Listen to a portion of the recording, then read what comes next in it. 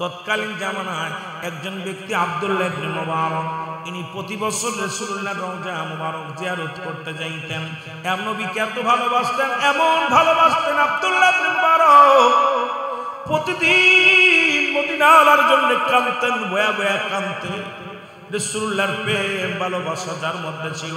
এখন যদি কেউ বলে আমি আব্দুল্লাহ ইবনে মুবারকের নাম শুনি নাই, আমি কই এটা একটা বাটপার সিটার, সে লেখাপড়াই করে নাই। কারণ আব্দুল্লাহ ইবনে মুবারক তৎকালীন জামানার মধ্যে নবীর এমন একজন প্রেমিক ছিল, মুসলমান শুনে নাও, প্রতি বছর হজের মৌসুম বলে আব্দুল্লাহ ইবনে মুবারক মদিনায় চলে যেত জিয়ারত করতে। জোরে বলেন মারহাবা। মদিনার দিকে রওনা হয়ে গেল কাঠুরি বান্দিয়া, কেন এখন তার বলে বাধা লাগে না। কাঠুরি বান্দিয়া মদিনার দিকে রওনা দিবে, পিছন থেকে ছোট ছেলেটা রাখতে বলে আব্বু,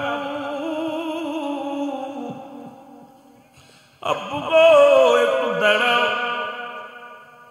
আব্দুল্লাহ ইবনে মুবারক দাঁড়াইলেন, বলে বাবারে কি বলতে চাও? কয় কোথায় যাও? কয় মদিনা।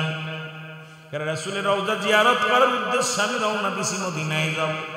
ছেলে ডাকতে বলে বাবা, বাবা গো তুমি মদিনায় যাও, যার আগে একটা কথা বলে যায়, তুমি আমার জন্য একটু গোশত এনে দাও, আমার গরুর গোশত খাইতে পরানে চায়। ধরে বলো মারহাবা। কিসের গোশত? গরুর গোশত। আব্দুল্লাহ ইবনে মুবারক বলে বাবা আমি তো যাইতেছি মদিনা, এখন তো গোশত আনবো কোথা থেকে, তুমি খাইবে কই থেকে? গোশত পরানে চাইলো কেন? কয় বাবা আমাদের পাশের বাড়ি, ওই পাশের বাড়ি আমি যখন মক্তব থেকে আসতেছিলাম, হুজুরের কাছ থেকে পড়া করে আসতেছিলাম, পথের মধ্যে দেখি আমার বন্ধুর বাড়িতে বন্ধুর মা গোশত পাকাইছে, এত সুন্দর ঘিরান, এত সুন্দর সেন্ট। বাবা গো আমার নাকে এসে লাগছে, আমি এই জন্য ইসলামটাকে কত সুন্দর বোঝানোর জন্য আমি কথাগুলো বলে যাই। এবং মুসলমান শোনো, এত সুন্দর ঘিরান। আমি ওদের বাড়ি গেছিলাম, মা বাবা গো আমাকে ওরা গোশত দেয় না, আমার গোশত পরানে চাইছে, একটু গোশত দাও, আমাকে গোশত দাও, গোশত খাবো। আব্দুল্লাহ ইবনে মুবারক বলে বাবা দাঁড়াও আমি আসি। বলে ওনার বাড়িতে চলে গেলেন, যে সালাম দা আসসালামু আলাইকুম আলাল ভাই, ঘরের মধ্যে বাড়ির মধ্যে কেউ আসুনি, ভিতর থেকে ওয়ালাইকুম আসসালাম। কে গো আপনি? বলে আমি আব্দুল্লাহ ইবনে মুবারক। কই ভাই আপনি আমার বাড়ি আসছেন, আসেন তাড়াতাড়ি বসেন। কই ভাই আপনি আমার বাড়ি আসছেন, আমি খুশি হয়েছি, আপনি একজন আশিকে রাসূল, আপনি একজন নবীর প্রেমিক, আপনি আমার বাড়িতে আসছেন, আমি অত্যন্ত খুশি হয়েছি। বলে আমি তোমার বাড়ি আসছি, আমি আগে জানতে চাই তুমি কি মুসলমান? কয় হ্যাঁ মুসলমান। কে আপনার কি সন্দেহ হয়? কয় না সন্দেহ হয় না, আমি জিজ্ঞেসি আপনি মুসলমান কিনা? কয় হ্যাঁ। আমি আপনার কাছে জানতে চাই আপনাদের বাড়ি কি গোশত আনছিলেন? বলে হ্যাঁ। কয় গোশত পাকাইছে কিনি? কয় হ্যাঁ। কয় আমার ছেলে আইছিল? কয় হ্যাঁ। কয় আমার ছেলে কি গোশত চাইছে? কয় হ্যাঁ। কেন গোশত দিলেন না কেন? কয় না দিই নাই। বলে আপনি কেমন মুসলমান? আপনি কি কোরআন পড়েন না? প্রতিবেশীর বিষয়ে জানরা, এই কোরআনুল কারীমের মধ্যে কতবার এসেছে প্রতিবেশীর বিষয়ে জানরা। এ মুসলমান, প্রতিবেশীর হক বিষয়ে কথা বলতে যাইয়া আপনি কেন আমার সন্তান, আপনি রাসূল, আপনি কেন গোশত দিলেন না? আজকে আমার সমাজে ইনসাফ নাই, আমার সমাজের মধ্যে কোন মানুষের মধ্যে ইনসাফ নাই, সেই ইনসাফের আলোচনা নাই। মানুষ আজকে কেন যেন ও মুসলমান ডিজিটাল হয়ে গেছে, এমন ডিজিটাল হতে হতে মানুষের প্রতি মায়া মমতা ভালোবাসা সব নষ্ট হয়ে গেছে। বলেন আমার ভাইয়েরা, আব্দুল্লাহ ইবনে মুবারক ডাকতে বলে ভাই আপনি কি কোরআন পড়েন না? কোরআনের মধ্যে প্রতিবেশী হক হিসেবে যারা ব্যবহার করছে আমার আল্লাহ, আমি জানি, আমি পড়তে পারি, আমি একজন কোরআনের হাফেজ, তবে এই জন্য আমি দিই না। কেন দিই না? আপনি শুনেন, আপনার ছেলে এসেছিল, আমার 3টা ছেলে মেয়ে, আমি আজ একটা শব্দ আমার ছেলে মেয়েদের মুখে একটু পানি দিতে পারি না।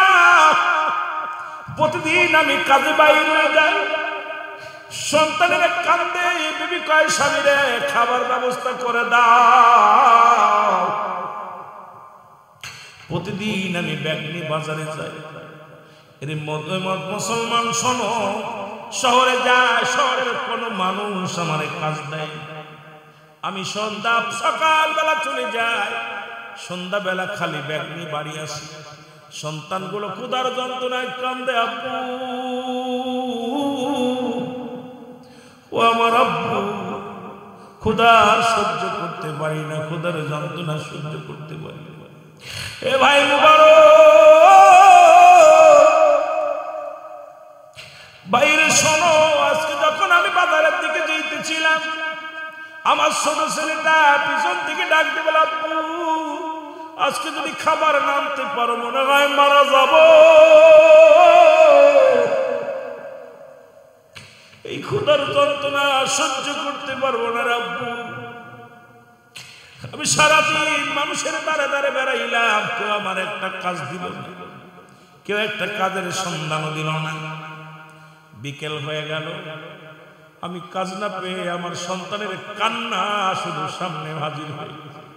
আমার যুবক ভাইয়েরা, সন্তানকে যারা ভালোবাসেন, বাবারে যারা ভালোবাসেন, বলে হুজুর আমার এই ছেলের কান্না পিছন থেকে বারবার বেশি আসে, আব্বু যদি আজকে খানা না নো বাবু মনে হয় আর বাঁচবো না। এই আওয়াজটা বারবার আমার কানে বেশি আসলে আমি কাজ না পেয়ে সন্ধ্যা লাগা ভাব হয়ে আসলো। আমিও ব্যাগ নিয়ে বাড়ির দিকে আসতেছিলাম, হঠাৎ দেখি একটা গরু মরে পড়ে আছে, আর ওই মরা গরুর গোস্তগুলো কুকুর শেলে বাদ করে খাচ্ছে। আমি তাদেরকে তাড়াইয়া দিয়া ওই মরা গরুর রোদ থেকে কিছুটা গোস্ত কেটে আনছি, কেটে এনে এইটা আমার সন্তানদেরকে রান্না করে দিছি। এ ভাই মুবারক, আপনি একজন ইমানদার মানুষ, ধনী মানুষ, আপনি ধনী মানুষ, বড় লোক মানুষ, আপনার ছেলেকে আমি এই জন্য মরা গরুর গোস্ত দিই না, কারণ আমার কলিজার টুকরা সন্তানদের আমি খাওয়াইছি, কারণ খোদার যন্ত্রণায় সন্তানগুলো ছটফট করতেছিল, এটা আমি বাবা হয়ে সহ্য করতে পারি না, এই জন্য মরা গরুর গোস্ত কেটে এনে আমার সন্তানদেরকে আমি রান্না করে খাওয়াইছি। জোরে জোরে চিল্লায় বলা যাবে আল্লাহু আকবার।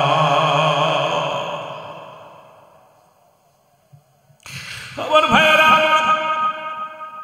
মুবারক চোখের পানি ছেড়ে ডাকতে বলে, ভাই কে শোনাই রে,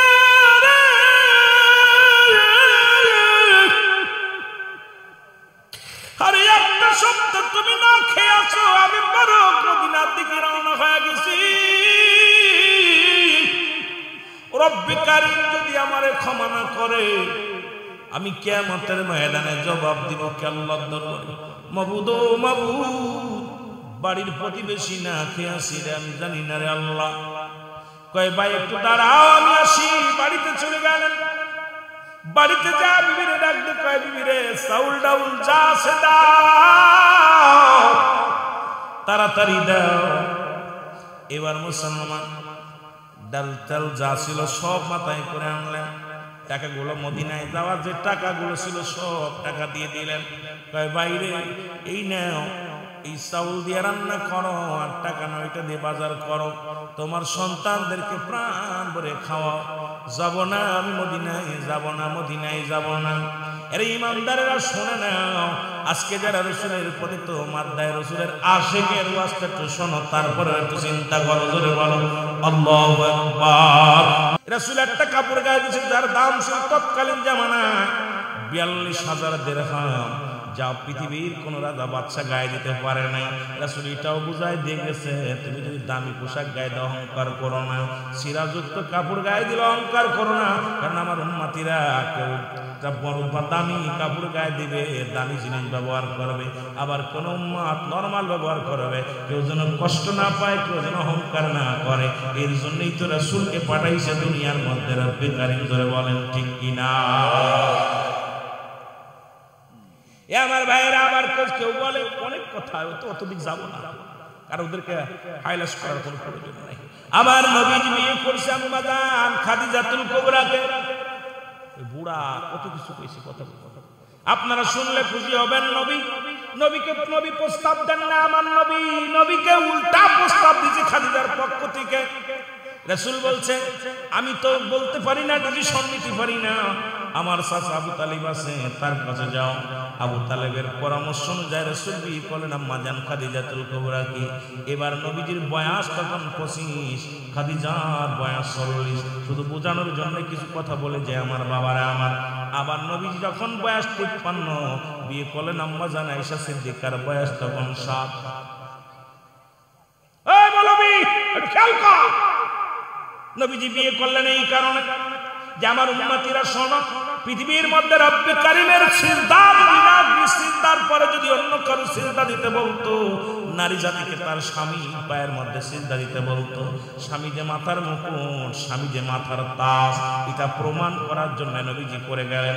আম্মাজান খাদিজাকে বুঝায়া দিয়ে গেলেন, দুনিয়ার মানুষ শোনো আমার উম্মতিরা, তোমার স্বামী যদি বয়সে ছোট হয়, খবরদার খবরদার তার অবহেলা করবা না, খবরদার খবরদার তারে কি করবা না, অপমান করবা না, তাকে সম্মান করবা। আবার যদি তোমার স্বামী বয়স্ক হয়, যদি তোমার স্বামী বুড়া হয়, তুমি যদি জোয়ান হও, খবরদার বুড়া বলবি না, স্বামীর মাথায় রাখবি মুসলমান।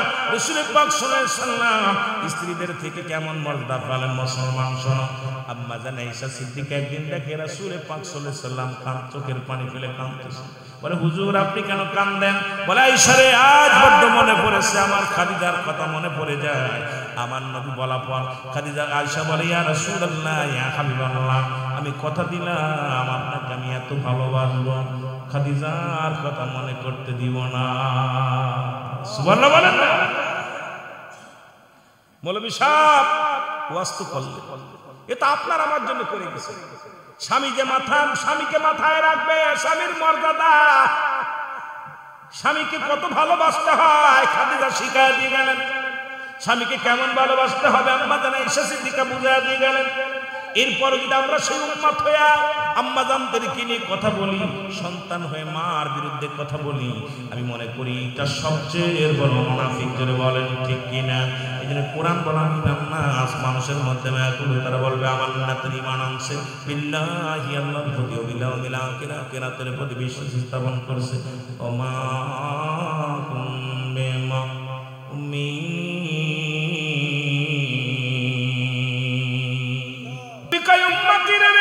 এই দুনিয়া থেকে বিদায় নিলাম আমার উম্মতের জন্য।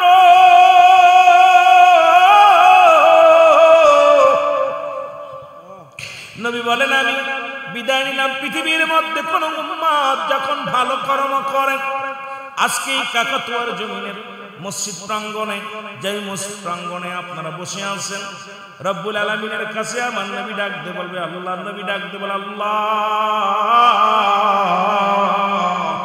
ওই কাকাতুয়ার ময়দানে আমার কিছু আশিকেরা বয়া বয়া তোমার প্রেমের আলোচনা শোনে, আমি নবীর প্রেমের আলোচনা শোনে। আল্লাহ আমি প্রশংসা করি আমার উম্মতের হইয়া।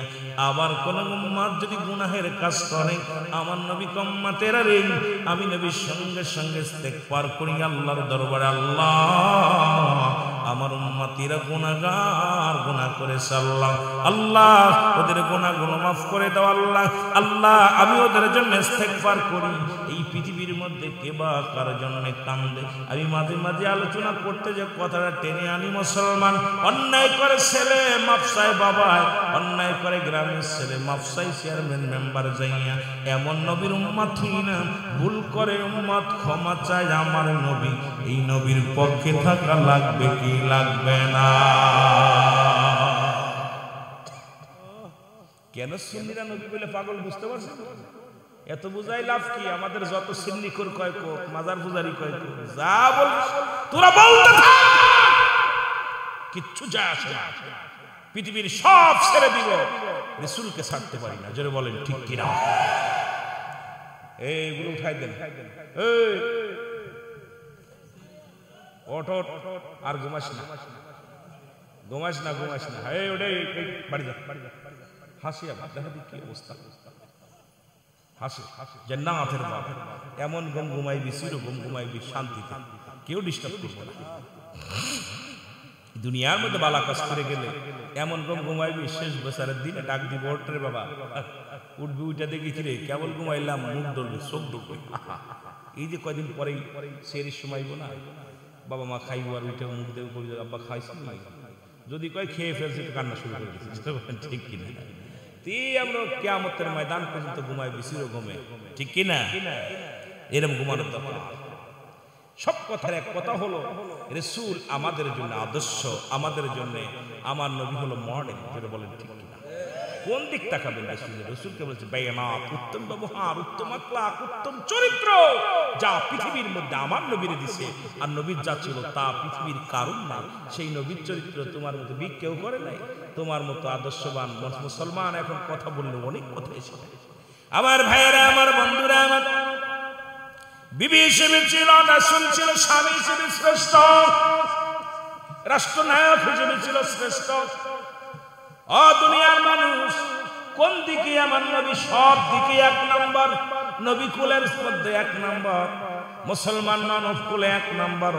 যেখানে যাবেন সেখানেই নবী এক নম্বর।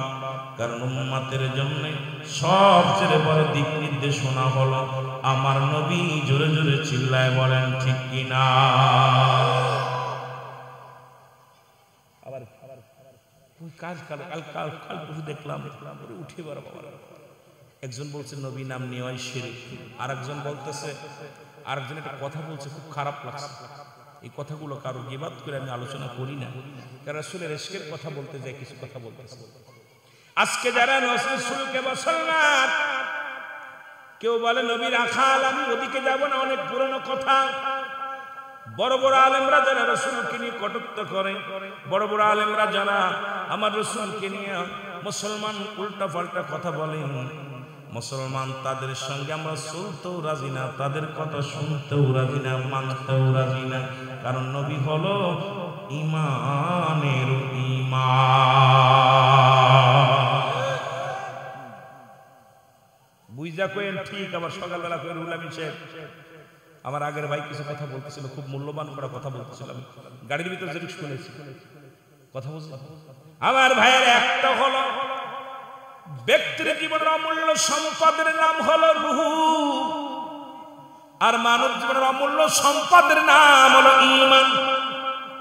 দুইটা জিনিস কথা খেয়াল করবেন। কয়টা জিনিস? দুইটা জিনিস। একটা হলো ঈমান আর একটা হলো রূহ। একটা হলো ঈমান, একটা হলো রূহ। বডিটা দেখতে শুনতে ভালো, হাত আছে, পা আছে, সব ঠিক আছে, ভিতরে থেকে এই বাতাসটা বাইর হয়ে গেছে, এই বডিটার কোনো মূল্য নাই। এই জন্য মানব জীবনের অমূল্য সম্পদের নাম হলো ঈমান, আর ব্যক্তির জীবনের অমূল্য সম্পদের নাম হলো রূহ। রূহবিহীন যেমন বডির মূল্য নাই, ঈমানবিহীন কোনো আমলের মূল্য নাই। একটা হলো ঈমান আর একটা হলো আমল। যেহেতু আমি আলোচনা করছি মুসলমান, ইসলাম, ঈমান, ইহসান, কালেমা, নামাজ, রোজা, হজ, যাকাত, শরীয়ত, তরিকত, হাকিকত, মারিফত। মুসলমান কালেমা, নামাজ, রোজা, হজ, যাকাত আলোচনার একটি ঈমানের দিকে যাবে, রাসূলের প্রেমের দিকে যাবে, শরীয়তের আলোচনা করা লাগবে, তরিকতের আলোচনা করা লাগবে। বাস্তবতা নিয়ে কিছু কথা বলবো, আল্লাহ যেন বুঝার তৌফিক দান করুক। এই জন্য আমি কমিটিকে জিজ্ঞাইলাম যে আমাকে কোনো বিষয় দিচ্ছেননি, যেহেতু দেয় নাই তাহলে চারিদিকেই কথাগুলো বলা লাগবে। যেহেতু শেষ ভালো যার সব ভালো, অনেক ব্যথা পল্লী এলাকার মধ্যে অনেক ওয়াজের দরকার, সবটা একবারে বলা সম্ভব নয়, তবে চেষ্টা করবো কিছুটা আপনাদের দেওয়ার জন্য। আল্লাহ যেন দয়া করে। জোরে জোরে চিল্লায় বলা যাবে না মারহাবা।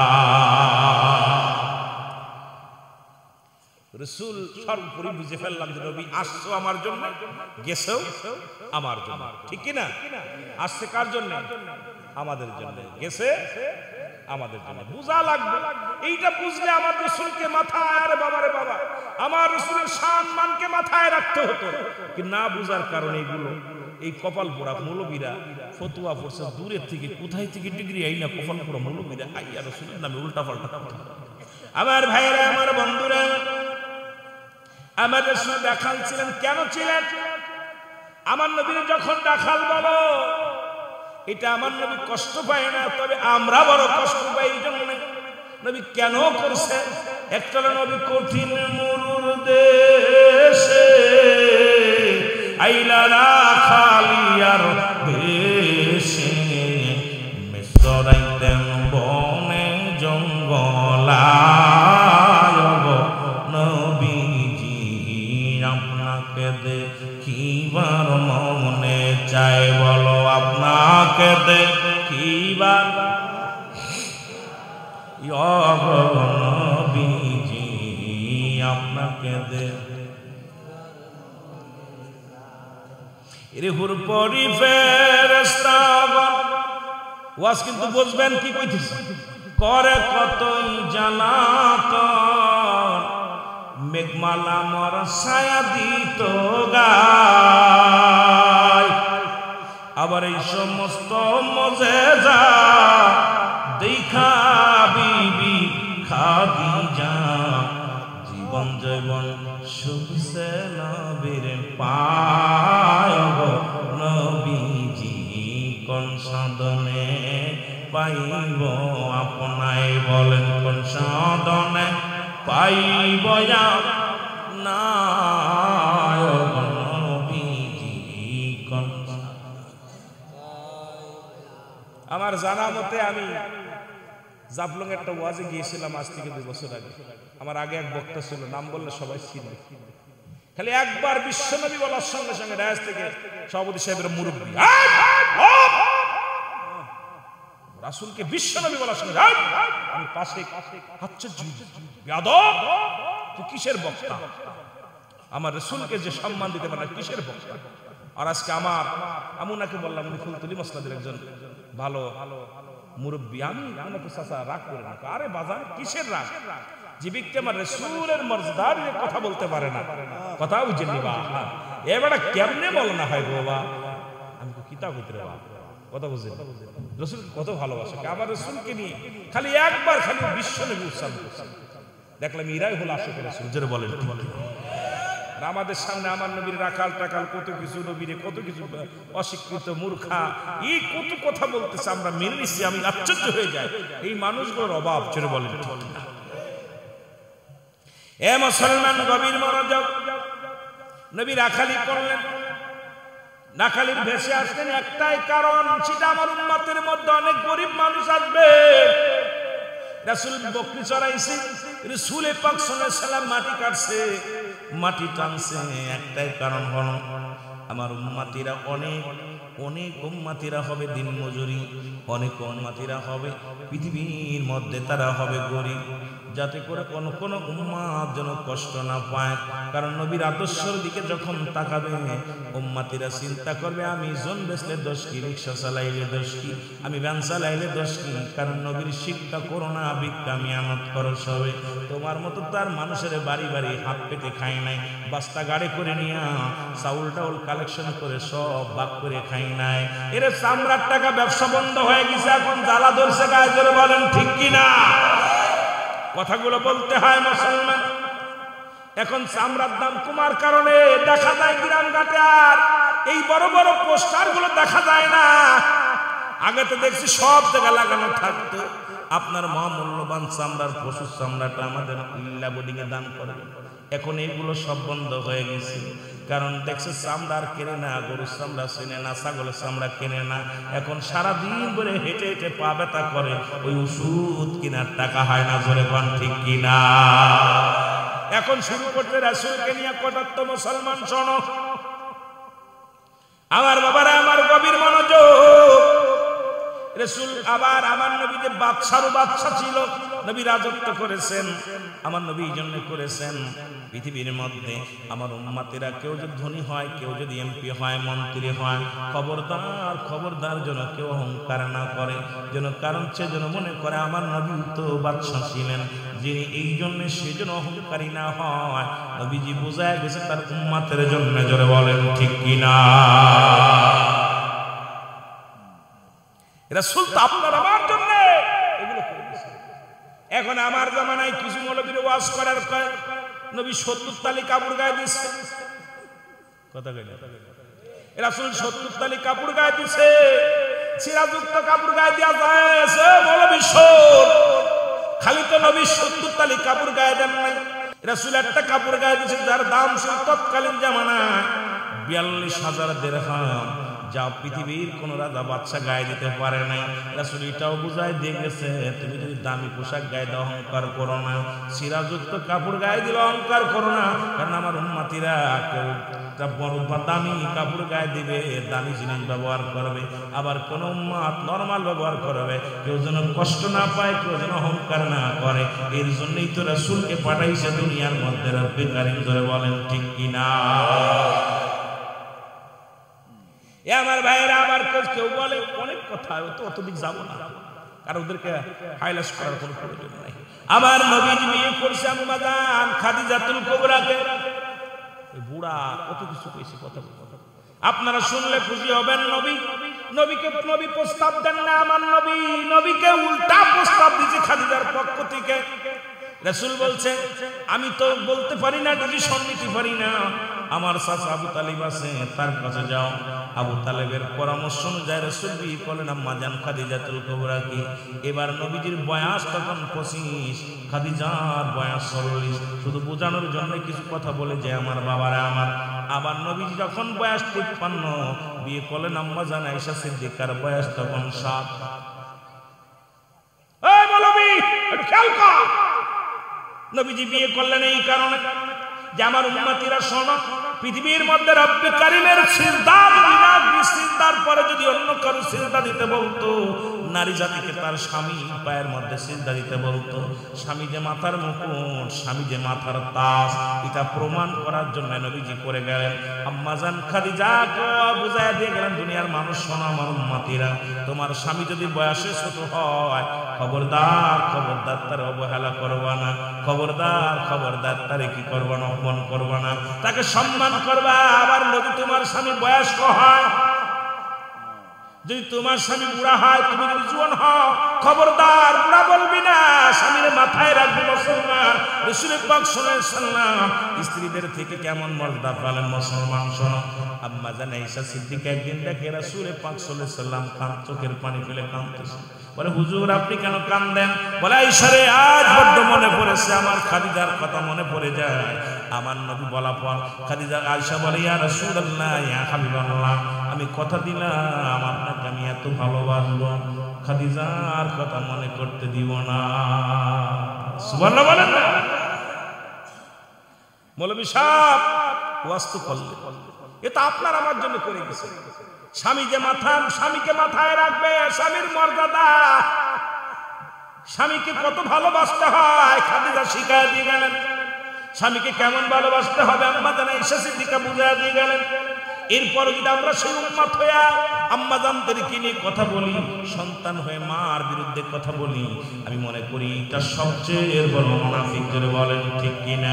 এই জন্য কোরআন বলেন না, মানুষের মধ্যে তারা বলবে আমার নাতের ঈমান আনছে, বিল্লাহি আল্লাহর প্রতি ও বিল ইয়াউমিল আখির, আখিরাতের প্রতি বিশ্বাস স্থাপন করছে। ওমা কুমবিমা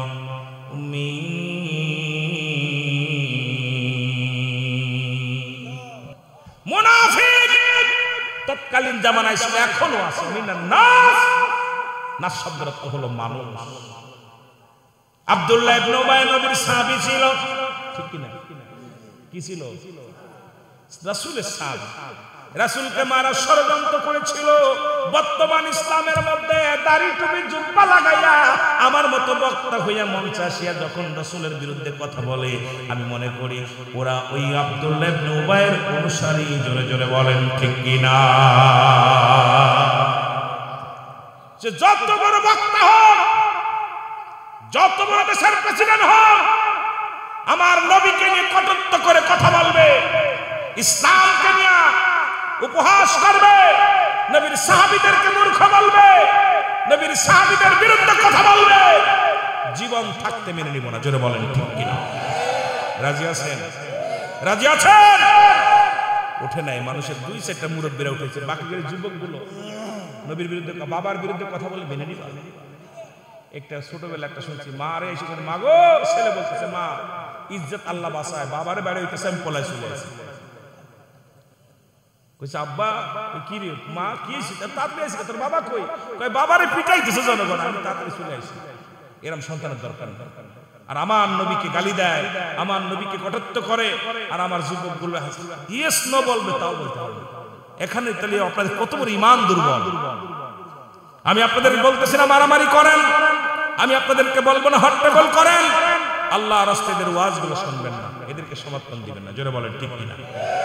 আমি মারামারির পক্ষে না, পুরানোর পক্ষে না, জ্বালানোর পক্ষে না। আমরা সুন্নি জামাত, আজ পর্যন্ত আমার বিশ্বাসের নাম সুন্নি আহলে সুন্নাত ওয়াল জামাত। কারো গাড়ি আহলে সুন্নাত ওয়াল জামাত কারো মাথায় বাড়ি দিয়েছে, আহলে সুন্নাত ওয়াল জামাতের কোনো সদস্য কারো ঘর দরজা জ্বলাই দিয়েছে, আমার বিশ্বাস হয় না। কারণ এরা রাসূলের আদর্শ নিয়ে চলে, এরা হাঙ্গামা মারামারি এগুলো পছন্দ করে না। আবার আমাদের মতো দাড়ি মাথায় দিয়ে কেউ মন্দির ভাঙতেছে, কেউ আপনার ওই ভাঙতেছে, ওই প্রতিমা ভাঙতেছে, কেউ আবার ওই আপনার দেখবেন ওই যে দুই গ্রুপই কথা বুঝেনি ফাটায় করে হাসপাতালে পড়াচ্ছে, মেরে ফেলতেছে মানুষ। কিন্তু আহলে সুন্নাত ওয়াল জামাত এমন ইতিহাস, নাম বলা যাবে না, নাম বলা যাবে না। কারণ আমার ভাইয়েরা, আমার বন্ধুরা, আমার রাসূলের কেমন আদর্শ ছিল। হযরত আনাস রাদিয়াল্লাহু তাআলা বলে, আমি দীর্ঘ 10টা বছর খেদমতে ছিলাম। কত বছর? 10 বছর খেদমতে ছিলাম। আহলে সুন্নাত ওয়াল জামাতের চরিত্র কেমন হবে হযরত আনাস বুঝায় দিয়ে গেল। নবীর আদর্শ কেমন হবে, আমাদের আদর্শ কেমন হবে। হযরত আনাস বলে, আল্লাহর কসম করে বলি 10টা বছর রাসূলের খেদমতে ছিলাম। কত ভুল করেছি। নবী একটা চাইলে আর একটা করতাম, একটা কইলে আর একটা কইতাম।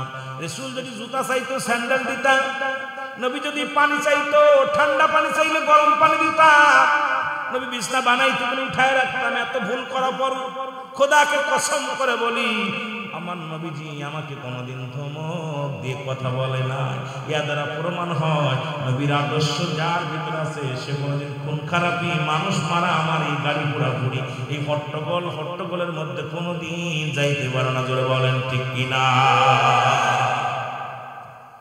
সোজা কথা, এত ওয়াজ করে লাভ নেই, একবার সোজা কথা। হযরত আনাস বলে, আমি দীর্ঘ 10টা বছর, ভাই মিথ্যা কথা না, 10 বছর খেদমত করেছি রাসূলের কদমে। রাসূল কত ভুল করেছে, রাসূল করে আমাকে ধমক দিয়ে কথা বলে। আর আমরা নিজের কর্মচারী ধরে পিটাই। ওর মতের বাইরে গেলে এই ওয়াজ করে, বক্তা ওয়াজ করতে পিএস ধরেই মারে, পিএস এর বিরুদ্ধে। একবার তো পিএস এর কাছে মুখ তুলে কইতে মানুষের সামনে হবে। আহা, আমি আশ্চর্য হয়ে যাই যেদেরকে আর এক বক্তা বলছে চিনি নাকি বাংলাদেশের বড় মাদানি। উনি বলছে ঈমান আনার পর কোন নামাজ নাই, ঈমান আনার পর এক নম্বরে হলো জিহাদ। নাউজুবিল্লাহ বলেন। পিচ্ছি একটা বক্তা আছে না, পিচ্ছি বক্তা, আরে কত বড় বিয়াদব ওই বিশ্ববাক্তার। ও মানুষকে কেমনে ধোঁকা দেয় যে বলছে ইসলাম কোন 4টা এই 5টা স্তম্ভের পর আলোচনা করতে যায়। আমার তো দেখা পর মাথা কাছে গরম সহ্য করতে পারি, কিন্তু তবু যেহেতু রুলামি সিদ্দিকী কারোর কটাক্ত করে কথা বলে না, বলা অভ্যাস নাই, মনে কষ্ট পায় যখনই দেখি। আর উল্টাপাল্টা, এমন উল্টাপাল্টা মেনে নিয়ে বলেন, বলতেছে কালেমা পড়া পরই প্রথম হলো দায়িত্ব হলো যুদ্ধ করা, জিহাদ করা। রাসূল নামাজ কাজা দিয়ে যুদ্ধ করেছে। নাউজুবিল্লাহ বলেন না। তোহমত দেশে কোথায় দেখছে? এই আমি মিথ্যা বললে আমার জবান কেড়ে নেবেন, আমি প্রমাণ না করতে পারলে জীবন ওয়াজ করব না। বলছে রাসূল পাক সাল্লাল্লাহু আলাইহি ওয়াসাল্লাম প্রথম ঈমান আনার পর প্রথম যুদ্ধ করেছে নামাজ কাজা দিয়ে। রাসূল 3 দিন, বলছে 3 দিন যুদ্ধের ময়দানে ছিল, রাসূল এক ওয়াক্ত নামাজ পড়ে না। আমি নিজেকে ধরে রাখতে পারিনি কোনো কি, এরা ইন্টারন্যাশনাল বক্তা। যে রাসূল নামাজ মুসলমান সহ কালেমা পড়েছিলেন, নামাজ 1 নম্বরেই হলো না কালেমা। কালেমা যখন পড়লা দ্বিতীয় হলো নামাজ, তৃতীয় হলো মুসলমান। শোনো, 5টার মধ্যে নাম কালেমা, নামাজ, রোজা। 1 নম্বরে হলো নামাজ, 1 নম্বরে হলো কালেমা। তুমি পড়েছো লা ইলাহা ইল্লাল্লাহু মুহাম্মাদুর রাসূলুল্লাহ। আমার সাথে পড়েন, আশহাদু আন্না ইলাহা ইল্লাল্লাহু ওয়াহদাহু লা শারীকা লাহু ওয়া আশহাদু আন্না মুহাম্মাদান আবদুহু ওয়া রাসূলুহু। কি আশ্চর্যজনক ব্যাপার! মুনাফিক বলে কি? আপনি কালেমা পড়েছেন, সাক্ষ্য দিয়েছেন আল্লাহ ছাড়া কোনো মাবুদ নাই, আর রাসূল পাক সাল্লাল্লাহু আলাইহি সাল্লাম তাকে পাওয়ার একমাত্র মাধ্যম, ঠিকানা। এবার যখনই আপনি কালেমা পড়ছেন, নামাজ বাধ্যতা, প্রতিটা নরনারীর উপরে নামাজ ফরজ, বাধ্যতামূলক। আর এক ওয়াক্ত নামাজ কাজা দিলে 80 খুতবা পরিমাণ জাহান্নাম, যার এক খুতবা পরিমাণ হলো 2,88,00,000 বছর। এখন যে রাসূলের নামে তোমাত দিল, যে রাসূল 3 দিন নামাজ পড়ে নাই, নামাজ কাজা দিয়ে নবীজি যুদ্ধ করেছে, তাহলে বোঝা গেল এদের জন্মের ভিতরে কত ভেজাল। এরা মুনাফিকের চাইতেও বড় মুনাফিক, ধরে বলেন ঠিক কিনা? এরাও নাকি তোমাত দিত কিন্তু আমার রাসূলকে দিয়ে আনছে। কথা বুঝে? আবার কোন বক্তা কয় আমি আবু বকরের চাইতে বেশি আমলদারি। শুনছেন নি এগুলো? এ কোন বিয়া? এদেরও নাকি মেলা নাম বলার দরকার নেই। উনি তো যার কথা বলেন উনি তো ডাইরেক্ট বলছে, উনার কথা শুনে বেশি হাসাছে। উনি কয় বাথরুমে বসে সালাম দেওয়া যায়। আর একজন আপনাদের এলাকায় বাড়ি নোয়াখালী, কইছে যদি এই জামানার মধ্যে আমার সামনে যদি বোন তাসলিমা নাসরিনে পাইতাম, কত ভাই লাগবে বিয়ে করব। কথা কেন শুনেন নাই? বাদামি বক্তা, আমার বাদামি বক্তা বলছে, বাদামি বক্তা বলছে আমি খুব লাইক করি তাসলিমা নাসরিন। যিনি বলছে সমগামী করা জায়েজ, যিনি বলছে নারী পুরুষ যদি জিনা করতে পারে, পুরুষ মহিলা কেন পারবে না? পুরুষরা যদি 3টে বিয়ে করতে পারে, মহিলারাও পারবে। ওরাও যেরকম লুঙ্গি গামছা পরে থাকে, আমরাও ওরকম খালি পেটিকোট পরে থাকবো। নাউজুবিল্লাহ বলেন। যিনি বলছেন আযানের ধ্বনি বেশ্যের আওয়াজের মতো লাগে, আরে সেই নারী বিয়ে সম্পর্ক করে আলোচনা করতেছে। তাসলিমা নাসরিন খুব জ্ঞানী মানুষ, যদি ওনাকে পাইতাম তাহলে আমি বলতাম আই লাভ ইউ, আমি তোমার বিয়ে করব। কোন দিয়ে এই ওয়াজ কথা কয় না কেন? এই যুবকরা এটা ওয়াজ, এর দাওয়াত দিয়ে হাজার হাজার মানুষ আসে। ও তার কইতামিনের বাইরে কথা বুঝেনি। আমার শ্রোতা আমার সাথে ভালো জানে। শ্রোতারা বলে ফেলছে নায়িকারা দেখলে আল্লাহর নামে দেখতে গেছে, তাও কোথার ভারতের নায়িকা। আরে আর নায়িকার নাম বলতে জানে? এটা কি ইসলাম? ইসলামকে একটা উপহাস করে ফেলেছে। ইসলামকে একটা, আমি এই জন্য আহলে সুন্নাত ওয়াল জামাতের বক্তাগুলোর মুখ দিয়ে এই সমস্ত ওয়াজ শুনবেন না। তাদের দোষ কি রাসূলকে ভালোবাসা, তাদের ঈমানি দায়িত্ব রাসূলের প্রতি ভালোবাসা, প্রেম, ওলি আল্লাহদের প্রতি প্রেম ভালোবাসা, কারণ তারা অন্য কিছু বোঝে না। জোরে বলেন ঠিক কিনা? একটু মুহাব্বতের সঙ্গে দুরূদ শরীফ পড়েন। আল্লাহুম্মা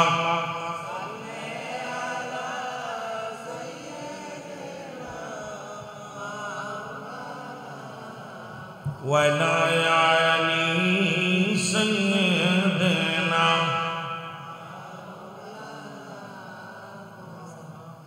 এ আমার ভাইয়েরা, আমার বন্ধুরা, কালেমা পড়েছি, নামাজ, তারপরে রোজা, তারপরে হজ, তারপরে যাকাত, ঠিক কি? এ আমার ভাইয়েরা, কিন্তু প্রতিবেশীর হক যদি আদায় করে, আহলে সুন্নাত ওয়াল জামাতের লোকেরা আদায় করে। আমি কথাগুলো বলি একটু দিলের কান্না লাগান শোন। তৎকালীন জামানায় একজন ব্যক্তি আব্দুল্লাহ ইবনে মুবারক, ইনি প্রতি বছর রাসূলুল্লাহর রওজা মুবারক জিয়ারত করতে যাইতেন। এমন নবীকে এত ভালোবাসতেন, এমন ভালোবাসতেন আব্দুল্লাহ ইবনে মুবারক প্রতিদিন মদিনার জন্য কাঁদতেন, বয়া বয়া কাঁদতেন। রাসূলুল্লাহর প্রেম ভালোবাসা যার মধ্যে ছিল। এখন যদি কেউ বলে আমি আব্দুল্লাহ ইবনে মুবারকের নাম শুনি নাই, আমি কই এটা একটা বাটপার, সিটার, সে লেখাপড়াই করে নাই। কারণ আব্দুল্লাহ ইবনে মুবারক তৎকালীন জামানার মধ্যে নবীর এমন একজন প্রেমিক ছিল, মুসলমান শুনে নাও, প্রতি বছর হজের মৌসুম বলে আব্দুল্লাহ ইবনে মুবারক মদিনায় চলে যেত জিয়ারত করতে। জোরে বলেন মারহাবা। মদিনার দিকে রওনা হয়ে গেল কাঠুরি বান্দিয়া, কেন এখন তাদের বলে বাধা লাগে না। কাঠুরি বান্দিয়া মদিনার দিকে রওনা দিবে, পিছন থেকে ছোট ছেলেটা রাখতে বলে আব্বু, আব্বু গো একটু দাঁড়াও। আব্দুল্লাহ ইবনে মুবারক দাঁড়াইলেন, বলে বাবারে কি বলতে চাও? কয় কোথায় যাও? কয় মদিনা। কারণ রাসূলের রওজা জিয়ারত করার উদ্দেশ্যে আমি রওনা দিছি, মদিনায় যাও। ছেলে ডাকতে বলে বাবা, বাবা গো তুমি মদিনায় যাও, যার আগে একটা কথা বলে যায়, তুমি আমার জন্য একটু গোশত এনে দাও, আমার গরুর গোশত খাইতে পরানে চায়। ধরে বলো মারহাবা। কিসের গোশত? গরুর গোশত। আব্দুল্লাহ ইবনে মুবারক বলে বাবা আমি তো যাইতেছি মদিনা, এখন তো গোশকান্ড কোথা থেকে তোরে খাওয়াইবো, কই থেকে? গোস্ত পালনে চাইলো কেন? কয় বাবা আমাদের পাশের বাড়ি, ওই পাশের বাড়ি আমি যখন মক্তব থেকে আসতেছিলাম, হুজুরের কাছ থেকে পড়া করে আসতেছিলাম, পথের মধ্যে দেখি আমার বন্ধুর বাড়িতে বন্ধুর মা গোস্ত পাকাইছে, এত সুন্দর ঘিরান, এত সুন্দর সেন্ট। বাবা গো আমার নাকে এসে লাগছে, আমি এই জন্য ইসলামটাকে কত সুন্দর বোঝানোর জন্য আমি কথাগুলো বলে যাই। মুসলমান শোন, এত সুন্দর ঘিরান। আমি ওদের বাড়ি গেছিলাম, মা বাবা গো আমাকে ওরা গোস্ত দেয় না, আমার গোস্ত পালনে চাইছে, একটু গোস্ত দাও, আমাকে গোস্ত দাও, গোস্ত খাবো। আব্দুল্লাহ ইবনে মুবারক বলে বাবা দাঁড়াও আমি আসি। বলে ওনার বাড়িতে চলে গেলেন, যে সালাম দা আসসালামু আলাইকুম আলাল ভাই, ঘরের মধ্যে বাড়ির মধ্যে কেউ আসুনি, ভিতর থেকে ওয়ালাইকুম আসসালাম। কে গো আপনি? বলে আমি আব্দুল্লাহ ইবনে মুবারক। কই ভাই আপনি আমার বাড়ি আসছেন, আসেন তাড়াতাড়ি বসেন। কই ভাই আপনি আমার বাড়ি আসছেন, আমি খুশি হয়েছি, আপনি একজন আশিকের রাসূল, আপনি একজন নবীর প্রেমিক, আপনি আমার বাড়িতে আসছেন, আমি অত্যন্ত খুশি হয়েছি। বলে আমি তোমার বাড়ি আসছি, আমি আগে জানতে চাই তুমি কি মুসলমান? কয় হ্যাঁ মুসলমান। কে আপনার কি সন্দেহ হয়? কয় না সন্দেহ হয় না, আমি জিজ্ঞেসি আপনি মুসলমান কিনা? কয় হ্যাঁ। আমি আপনার কাছে জানতে চাই আপনাদের বাড়ি কি গোস্ত আনছিলেন? বলে হ্যাঁ। কয় গোস্ত পাকাইছে কিনি? কয় হ্যাঁ। কয় আমার ছেলে আইছিলেন? কয় হ্যাঁ। কয় আমার ছেলে কি গোস্ত চাইছে? কয় হ্যাঁ। কেন গোস্ত দিলেন না কেন? কয় না দিই নাই। বলে আপনি কেমন মুসলমান? আপনি কি কোরআন পড়েন না? প্রতিবেশীর বিষয়ে জাররা, এই কোরআনুল কারীমের মধ্যে কতবার এসেছে প্রতিবেশীর বিষয়ে জাররা। এ মুসলমান, প্রতিবেশীর হক বিষয়ে কথা বলতে যাই, আপনি কেন আমার সন্তান, আপনি আসলো, আপনি কেন গোস্ত দিলেন না? আজকে আমার সমাজে ইনসাফ নাই, আমার সমাজের মধ্যে কোন মানুষের মধ্যে ইনসাফ নাই, সেই ইনসাফের আলোচনা নাই। মানুষ আজকে কেন যেন ও মুসলমান ডিজিটাল হয়ে গেছে, এমন ডিজিটাল হতে হতে মানুষের প্রতি মায়া মমতা ভালোবাসা সব নষ্ট হয়ে গেছে। বলেন আমার ভাইয়েরা, আব্দুল্লাহ ইবনে মুবারক ডাকতে বলে ভাই আপনি কি কোরআন পড়েন না? কোরআনের মধ্যে প্রতিবেশী হক হিসেবে যারা ব্যবহার করছে আমার আল্লাহ, আমি জানি, আমি পড়তে পারি, আমি একজন কোরআনের হাফেজ, তবে এই জন্য আমি দিই না। কেন দিই না আপনি শুনেলাম। আপনার ছেলে এসেছিল, আমার 3টা ছেলে মেয়ে, আমি আজ একটা সপ্তাহ আমার ছেলে মেয়েদের মুখে একটু পানি দিতে পারি না। প্রতিদিন আমি কাজে বাইরে যাই, সন্তানের কান্দে, বিবি কয় স্বামীরে খাবার ব্যবস্থা করে দাও। প্রতিদিন আমি ব্যাগ নিয়ে বাজারে যাই। এর মুসলমান শোনো, শহরে যায়, শহরের কোনো মানুষ আমার কাজ দেয়, আমি সকালবেলা চলে যাই, সন্ধ্যাবেলা খালি ব্যাগ নিয়ে বাড়ি আসি। সন্তানগুলো ক্ষুধার যন্ত্রণায় কান্দে, আব্বু ও আমার আব্বু, ক্ষুধার সহ্য করতে পারি না, ক্ষুধার যন্ত্রণা সহ্য করতে পারি না। এ ভাই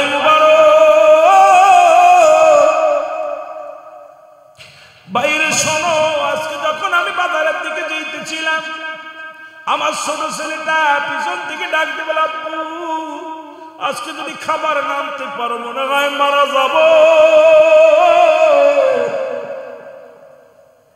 এই ক্ষুধার যন্ত্রণা সহ্য করতে পারবো না আব্বু।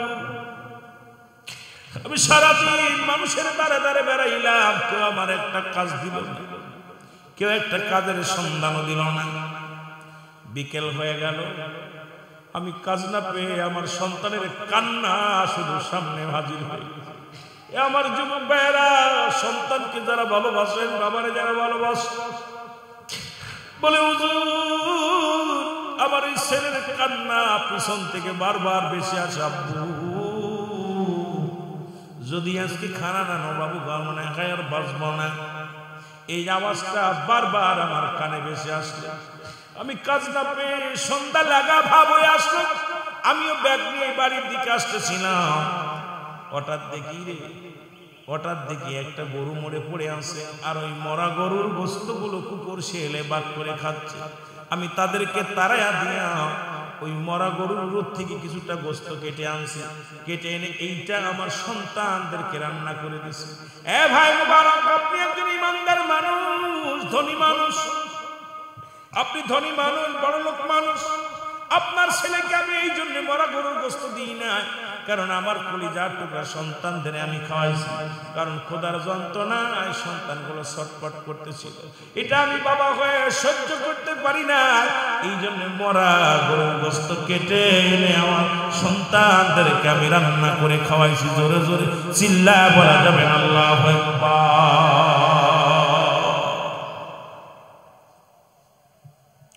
আমার ভাইয়েরা, মুবারক চোখের পানি ছেড়ে ডাকতে বল, ভাই কে শোনাই রে,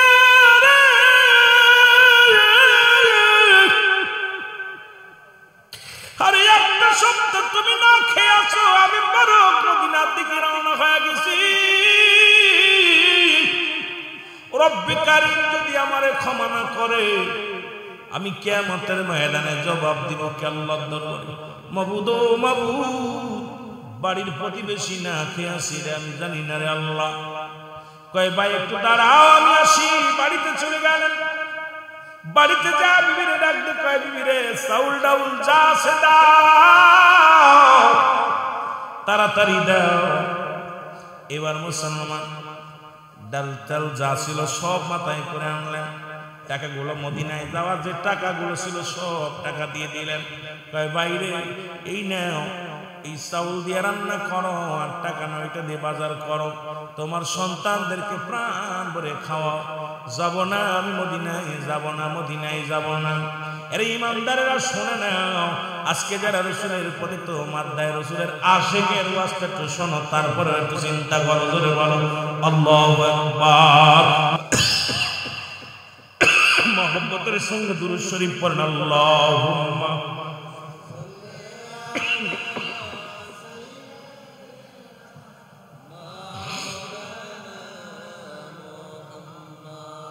ওয়ালা আলি সাইয়্যিদিনা। ও তুমি আজ না হয় কাল, তুমি যাইবা কবরে, যাবার বেলায় দেখবে চেয়ে গো, তোমার ছবি রইল।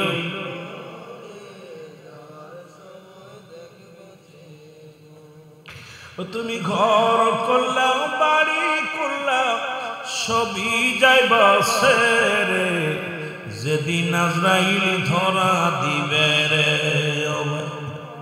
যেদিন আজরাইল ধরা দিবে রে, বলো আজ না হয় কাল, তুমি আজ না হয়,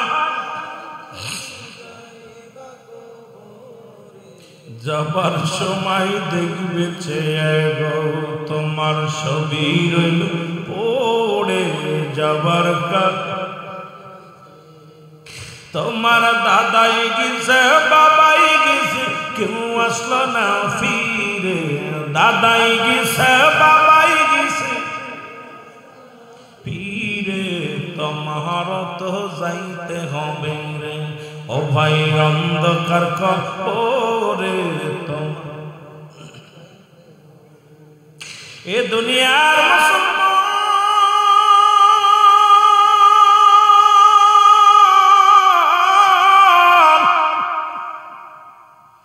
এ জীবন জীবন নয়, এমন একটা জীবন আসবে যে দেশে গেলে মানুষের বিচার হয়, যে দেশে গেলে মানুষের হিসাব হয়, যে দেশে গেলে মানুষ আর কোনোদিন ফিরে আসার সম্ভাবনা।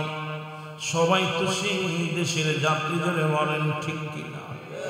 এই যুবকদের কান্ডা লাগা শোনো, কেন এত বাড়াবাড়ি, কেন এত মস্তানি? সব কিছু ছেড়ে চলে যাবা, এই দুনিয়ার মায়া ছেড়ে চলে যাব। আল্লাহ কয় কুল্লু মান আলাইহা ফান, সব কিছু শেষ করে দিবে কে? আমার আল্লাহ। জোরে জোরে চিল্লায় বলা যাবে না আল্লাহু আকবার। আল্লাহ কয় বান্দার এই জমিনটা আমি রাখবো না,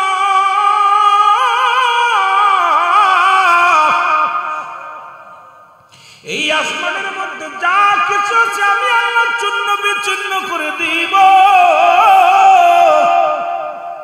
ও যুবক, তারপরও খালি দুনিয়ার জন্য পাগল।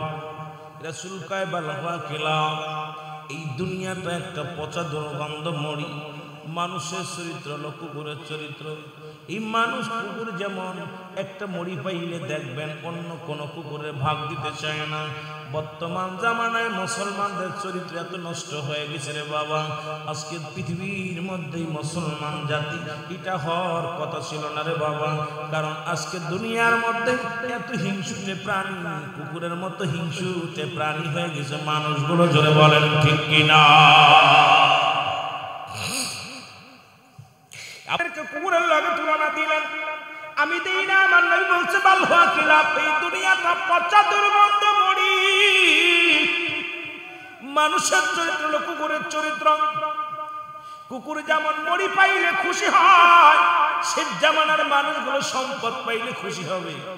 সুদের মধ্যে, ঘুষের মধ্যে, জিনার মধ্যে, ব্যভিচারের মধ্যে যেভাবে আসুক না কেন, শুধু সম্পদ পাইলে হলো, অর্থ পাইলে হলো, এটা চরিত্র মানুষের হবে। আমার নবী বলে কিছু ধরে বলেন ঠিক কিনা? ইমান বিক্রি করতেছে সব। আমার বাবারা, আমার বন্ধুরা, আমার কার জন্য তুমি বাড়ি করছো? কার জন্য ঘর? কার জন্য তুমি সুদ খাও? কার জন্য তুমি ঘুষ খাও? কার জন্য ব্যভিচার করো? কার জন্য অন্যায় করো? যার জন্য তুমি এত কিছু করলা কেউ তোমার নয়, সব একবার অন্ধকার। যখন তুমি চোখটা বন্ধ করে দেখো পৃথিবীর সব তোমার উপর। জোরে জোরে চিল্লায় বলেন ঠিক কিনা? ও বন্ধু, মুবারক ডাকতে বলে আমি মদিনায় যাব না, মদিনায় যাব না, মদিনায় হজ করতে যাব না। এই বছর মুবারক গেলেন না। ৪৫ দিন পরে হাজী ভাইয়েরা বাড়ি ফিরে আসলেন। ও আমার বাবারা, আমার বাড়ি ফিরে এসে দেখে রে সবাই মুবারকের বাড়িতে চলে আসে। এসে ডাকতে বলে মুবারক, আমরা জানি তুমি একজন ভালো মানুষ, আমরা জানি তুমি একজন কামেল মানুষ, কিন্তু একই তাঁবুর ভিতরে রান্না, একই তাঁবুর ভিতরে ঘুমাইলাম, একই পাতিলের খানা খাইলাম, একই সাথে জামাতে নামাজ আদায় করলাম, তুমি কবের ফ্লাইটে আসলা? আমাদের সঙ্গে তো বলে আসলে না, চলে আসলে। আব্দুল্লাহ ইবনে মুবারক ডাক দিবা, হাজী ভাইরা শোনো, ওই আল্লাহর কসম করে বলি আমি এই বছর মদিনায় যাই না।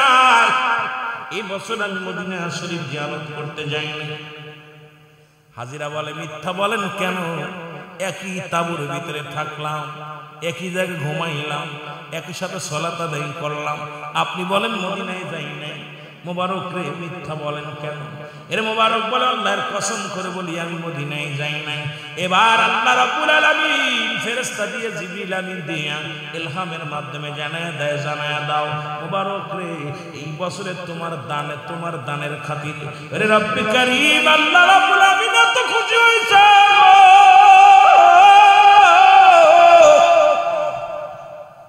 এই বছরে যত হাজি গেছে তোমার ওসিলায় সমস্ত হাজদের হজ আল্লাহ কবুল করেছে। আর তোমারে বানাইয়া, তোমারে সাজাইয়া, তোমার মহল্লা থেকে যত হাজি গেছে সবার সামনে তোমারে ঘোরাইছে, সবার সামনে দিয়া তোমারে ঘোরাইছে রে মোবারক। এই জন্য আজকে আমাদের প্রতিবেশীর হকের দিকে খেয়াল নাই। প্রতিবেশী মানুষগুলো অসহায় পড়ে আছে, আর আমরা দুনিয়ার মধ্যে সম্পদের পার করতেছি, বাড়ি বানাইতেছি, গাড়ি বানাইতেছি। আজকে প্রতিবেশী কি হালাতে আছে একবার খবর নিলাম না। কেমন মুসলমান আমার বুঝে আসে না? জোরে জোরে বলেন ঠিক কিনা? মহব্বতের সঙ্গে দুরূদ শরীফ পড়েন আল্লাহুম্মা।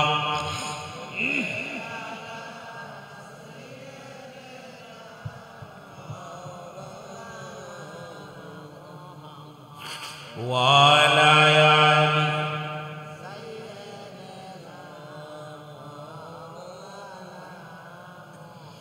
এ মুসলমান, অনেক লম্বা আলোচনা হয়ে যাবে, এদিকে আর যাওয়া যাবে না। বলতেছিলাম ঈমান আনলে ঈমানের জন্য কত সাহাবীরা আশিক রাসূলেরা জীবন দিয়া দিয়েছে ঈমান আনার জন্য। দ্বিতীয় হলো নামাজ, নামাজের প্রতি কত গুরুত্ব ছিল আমার নবীর সাহাবীরা, নবীজি নিজেই নামাজের প্রতি কত গুরুত্ব ছিল। এক ওয়াক্ত নামাজের কথা বললাম, যেটা বাবারা শুনে নাও। আল্লাহ রাব্বুল আলামিন দুইটা টাইমে মানুষের মরণ হয়, এক নাম্বার রাত, এক নাম্বার দিন। হয় মৃত্যু হবে রাত্রে, না হয় দিনে। আর দুইটা টাইমে শুরু করছে আমার আল্লাহ নামাজ দিয়ে। রাত শুরু করেছে নামাজ দিয়ে, দিন শুরু করেছে নামাজ দিয়ে। নামাজ ছেড়ে দিয়া কবিরা গুনাহ। নামাজ কাফের এবং মুসলমানদের মধ্যে পার্থক্য হলো নামাজ। এখন আজকে মুসলমান এই নামাজের ওয়াজ কেন করলাম? আমি যে বললাম একটা কথা, আগে কালেমা পড়েছেন, কালেমা পড়া পর দ্বিতীয় কাজ হলো নামাজ আদায় করা। জোরে বলেন ঠিক কিনা?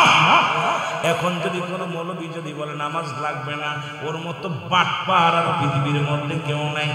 যুবক ভাইরা শুনে না, ওরা তুমি যে মৃত্যুবরণ করবে দুইটা টাইমে, একটা হলো রাত্র, একটা হলো দিন। দিন শুরু করেছে নামাজ দিয়া, রাত শুরু করেছে নামাজ দিয়া। দিন শুরু হলো ফজর, রাতে শুরু হলো মাগরিব। মুসলমান তুমি যদি আল্লাহর গোলাম হতে চাও, নবীর প্রেমিক হতে চাও, অবশ্যই রাত দিন যদি তুমি আল্লাহর শুকরিয়া আদায় করার দরকার হতে চায়, তাহলে অবশ্যই নামাজের প্রয়োজন আছে কিনা? রাসূলুল্লাহ নিজে নামাজের জন্য তাগিদ দিয়েছেন, নামাজের প্রতি যত্নবান ছিল। যে নবীরা শুধু নামাজ নয়, জামাতের জন্য গুরুত্ব ছিল। রাসূল শেষ জীবনে আম্মা জান আয়েশা সিদ্দিকাকে ডাক দিয়ে বলে, আয়েশা, আমি বলে গেলাম আমার আজকের নামাজে ইমামতি করবে আমার হযরত আবু বকর সিদ্দিক রাদিয়াল্লাহু তাআলা। জোরে জোরে বলা যাবে না মারহাবা? কে ইমামতি করবে? রাসূল বলে গেলেন, মসজিদের ভিতর থেকে হুকুম দিয়ে দিলেন সাহাবীদেরকে, আমার অমুক সাহাবী নামাজ আদায় করবে, উনি ইমাম হবে, মুসল্লিরা কি হবে? মুসল্লি হবে। এ মুসলমান অসুস্থ হয়ে গেলেন, নবীজি শেষ জীবনের একটা কথা আমি বললে আপনারা বুঝতে পারবেন। আর সেই নবীকে নিয়ে যদি বলে নবী নামাজ ছেড়ে যুদ্ধ করেছে, এদের মতো বাটপার, এদের মতো সিটার দুনিয়ার মধ্যে থাকতে পারে না। এটা বোঝানোর জন্য আমি কথাটা আপনাদেরকে বইলা যায়। রাহমাতুল আলামিন মাঝে মাঝে সুস্থ, মাঝে মাঝে অসুস্থ।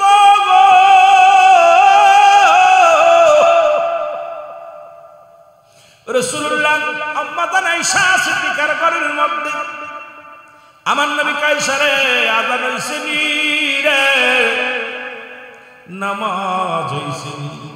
কি ইয়া রাসূলুল্লাহ, না নামাজ হইনি, আযান হই। হঠাৎ রাসূলুল্লাহর হুঁশ ফিরেন আমার নবী আয়েশা রে, আয়েশা তুমি একটা কাজ করো, আমার মাথাটা উঁচু করে ধরো। আম্মা জান আয়েশা সিদ্দিকা রাসূলুল্লাহর মাথা মুবারক উঁচু করে ধরলেন, বলে আয়েশা রে একটা কাজ করো, তুমি জানালাটা খুলে দাও, জানালার পর্দাটা সরাইয়া দাও। জানালার পর্দাটা সরাইয়া দিলেন। রাসূলুল্লাহ দেখে মসজিদের মধ্যে হযরত আবু বকর সিদ্দিক রাদিয়াল্লাহু তাআলা উনি ইমামতি করতেছেন, মুসল্লিরা দাঁড়ায়া দাঁড়ায়া সালাত আদায় করে। জোরে বলেন মারহাবা। দেখেন না নবীজি নামাজের প্রতি কত যত্ন ছিল, সেই নবীরে নিয়ে কি বলে ওরা। রাসূলুল্লাহ নামাজ দেখিয়ে আইবেন, দেখতে সাহাবীরা নামাজ আদায় করেন। রাসূলুল্লাহ চোখের পানিগুলো দাঁড় করে ছেড়ে দিয়েছে, নবীর চোখ দিয়ে দাঁড় করে পানি ছেড়ে দিয়েছে।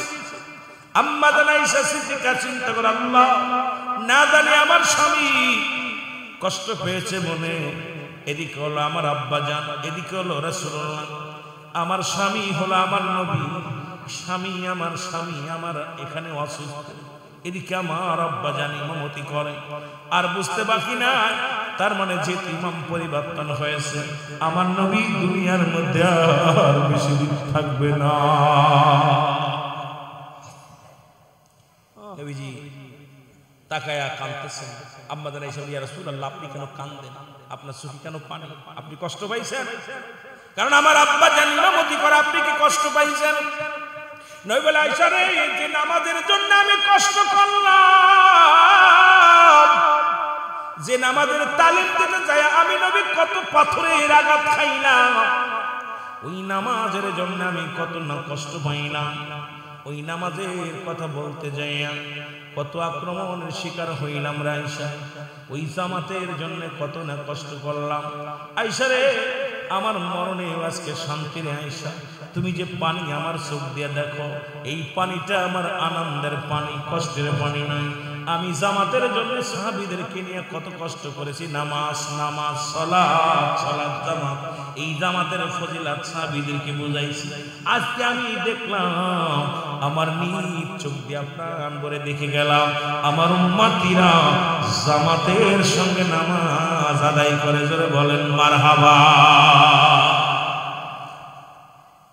এটা আমার কষ্টের পানি না, এটা আমার কষ্টের কান্না না, এটা আনন্দের কান্না। বলেন দিন নবীজি নামাজের জামাতের লগে জামাতের জন্য এত কাঁদছে, আর সেই নবী নামাজ ছাড়ছে, এটা বিশ্বাস করেন? কথা কয় না? নবী বললেন যদি কোন ব্যক্তি 5 ওয়াক্ত সালাত 5 ওয়াক্ত নামাজ সময় মতো আদায় করতে পারবেন, আমি নবী তার হাত ধরে জান্নাতে নিব। জোরে বলেন মারহাবা। নবীর সঙ্গে কে কে জান্নাতে যেতে চান একটু হাত দুখানা তুলে দেখান। নারায়ে তাকবীর, নারায়ে রিসালাত, নারায়ে গাউসিয়া। নবীজি বললেন আমি তোমাদের ঘোষণা করে দিলাম যে ব্যক্তি 5 ওয়াক্ত সালাত সময় মতো আদায় করতে পারবে, আমি নবী তার হাত ধরে জান্নাতে নিয়ে যাব।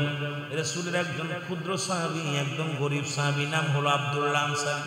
ছোট্ট কথাগুলো বলেন, নবীজি নিজে বলছে যে ব্যক্তি নামাজ কাজা করবে না, যে ব্যক্তি আমার কাছে আদা করবে 5 ওয়াক্ত নামাজ সময় মতো আদায় করতে পারবে, আমি নবী তার হাত ধরে জান্নাতে নিয়ে যাব। এখন বেঈমান মুনাফিক গুলো কয় কি নবী নামাজ ছেড়ে দিছে, এর চাইতে বড় কষ্ট আর থাকতে পারে না। নবীর সাহাবী এই কথা শুনিয়া বাড়ি গেলেন। বাড়ি যাওয়ার পর বিবি ডাক দিয়ে বলে স্বামীর আপনি এত দেরি হলো কেন? কয় রহমতের নবী ওয়াজ করছে 5 ওয়াক্ত সালাত যে ব্যক্তি সময় মতো আদায় করতে পারবে রাসূলুল্লাহ তার হাত ধরে জান্নাতে নিয়ে যাবে। এর আব্দুল্লাহ আনসারী বলা পর বিবি ডাক দিয়ে বলে স্বামী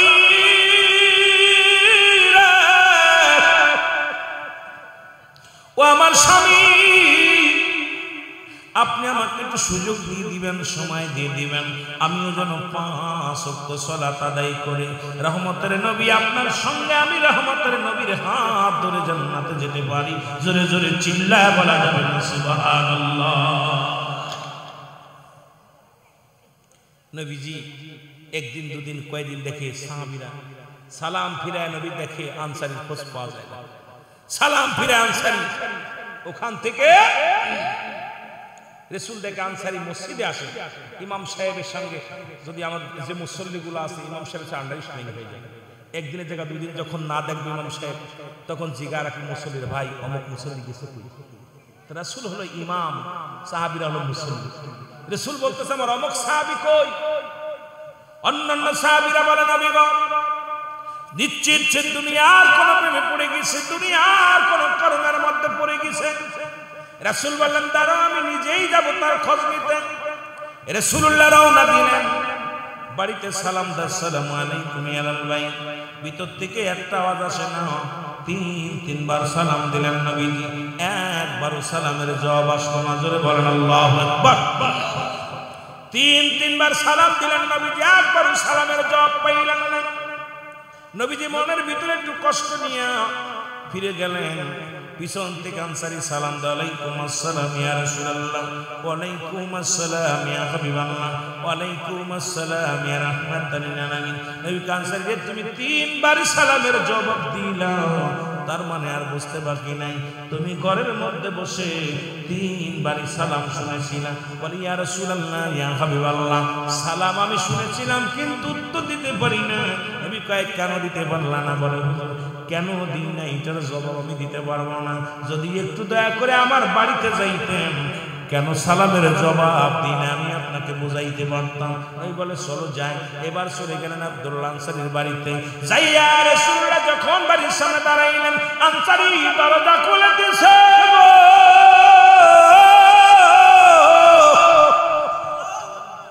দরজাটা যখন খুলে দিয়েছে ভিতরে দেখে বিশাল বড় একটা গর্ত খোঁড়া।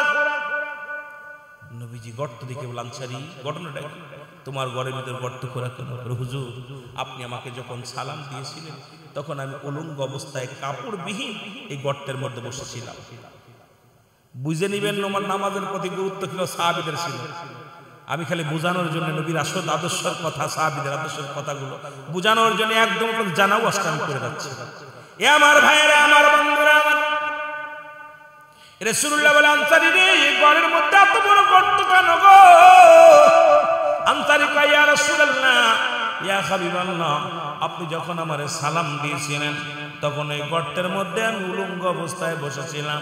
নবী কয়, কিসের জন্য, কি বলতে চাও? বলে, নবী গো, স্বামী স্ত্রী মিলে একখানা কাপড়, নবী গো, এই একখানা কাপড় মাত্র আমাদের, যখন আযান পড়ে যায় এই কাপড়টা পরিধান করে আমি মসজিদে চলে যাই, জামাতে নামাজটা আদায় করে আসি। কত সুন্দর মসজিদ খানা রে বাবা! ও আমার যুবক বাবারা, এই মসজিদের যারা নামাজ পড়ো ভাগ্যবান তারা। আমি কথাগুলো বলে যাই, শুনে না। রাসূল বললেন, কি বলতে চান? আনসারী বলে, ইয়া রাসূলুল্লাহ, ইয়া হাবিবাল্লাহ, আবার আমি সালাম ফিরান, আপনি যখন সালাম ফিরান, সালাম ফিরালে এক দড়ি বাড়ি চলে আসি, বাড়ি আসি আমি গর্তের মধ্যে ঢুকে যাই। নবী গো, ওই গর্তের ভিতর ঢুকিয়ে আমি কাপড়টা খুলে আমার বিবির হাতে দিই, বিবি কাপড়টা পরে ওযু করে নামাজে দাঁড়ায় যায়। নবী গো, যখন আমি নামাজে যাই বিবি গর্তের মধ্যে বসে থাকে, আবার আমি যখন নামাজে যাই, আমার বিবি যখন নামাজে যায় আমি তখন গর্তের মধ্যে বসে থাকি। ইয়া রাসূলুল্লাহ, ইয়া হাবিবাল্লাহ, আমার বিবি দাবি করেছে যেদিন মুসিবতের দিবে, যেদিন আমি জান্নাতে যাব, সেদিন যেন আপনি আমাকে, হুজুর, ইয়া রাসূলুল্লাহ, ইয়া হাবিবাল্লাহ, যেদিন আপনি আমার হাত ধরে জান্নাতে নিবেন, সেদিন আমার বিবিও যেন সাথে যায়। এই কারণে আমার বিবি নামাজের প্রতি এত গুরুত্ব। জোরে বলেন মারহাবা। আল্লাহ নবী আনসারী রে, আমি নবী কথা দিলাম তোদের স্বামী স্ত্রী দুজনকে নিয়ে আমি নবী জান্নাতে যাব। জোরে বলেন মারহাবা।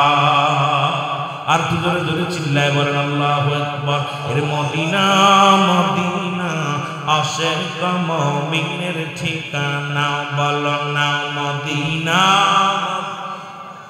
আশিক মুমিনের ঠিকানা। আয় গায়ে দিদার চেয়ে কাঁদত, হও না নবীর দিওয়ানা, মদিনা, মদিনা আশিক মুমিনের ঠিকানা, বলো না মদিনা।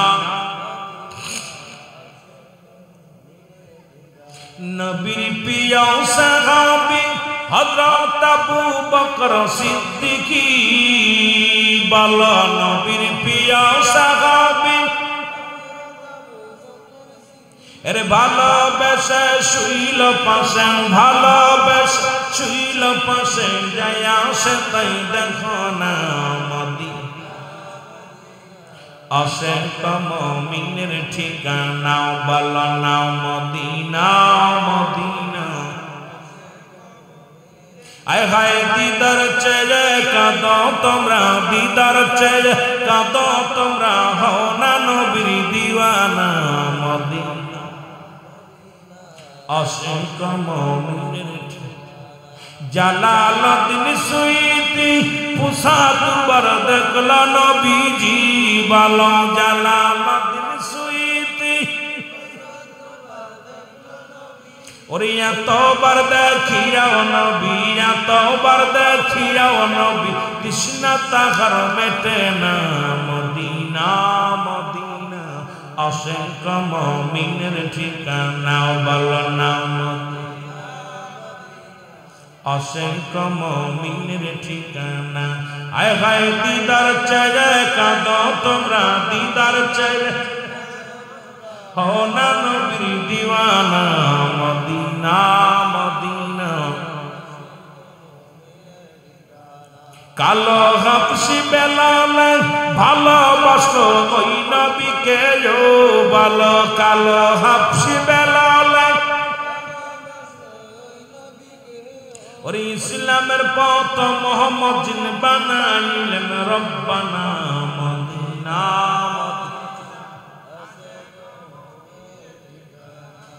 আহা, রাসূলের সাহাবীরা নামাজের প্রতি কত গুরুত্ব ছিল। সেই নামাজ আমার বাবারা, রাসূল আবার বলছে, দুইটা জিনিস যে ব্যক্তি আমার কাছে হেফাজত করতে পারবে, আমি নবী তার হাত ধরে জান্নাতে নিব। সুবহানাল্লাহ বলেন না?